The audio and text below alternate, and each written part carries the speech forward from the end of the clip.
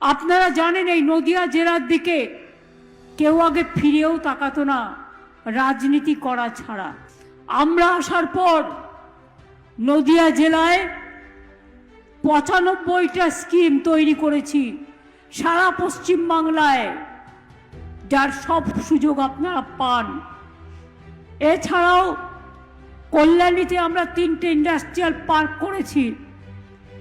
এখানে Kalyani integrated textile park, Kalyani industrial park phase 3, Haringhata industrial park, 15টি MSME cluster, 3টি IT park, কৃষ্ণনগরে 1টি, কল্যাণীতে 2টি রুরাল হাট, 29টি কর্মতীর্থ।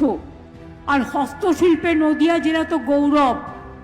ফুলিয়ার শাড়ি থেকে শুরু করে, বাংলার শাড়ি থেকে শুরু করে, তাঁত থেকে শুরু করে, মাটির জিনিস তৈরি থেকে শুরু করে, মাটির পুতুল থেকে শুরু করে, কাঁসা বাসন থেকে শুরু করে, আপনারা পাট থেকে শুরু করে, ধান থেকে শুরু করে, এমনকি মিষ্টি ষড়তীর্থ আমরা তৈরি করেছি।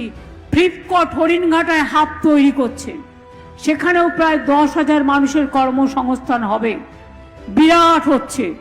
এছাড়াও কৃষ্ণনগরে হয়েছে মসলিন তীর্থ, মানুষের কাছে খুব বিখ্যাত। আপনারা মনে রাখবেন ফুলিয়ায় চালু হয়েছে আমাদের হ্যান্ডলুম টেকনোলজি।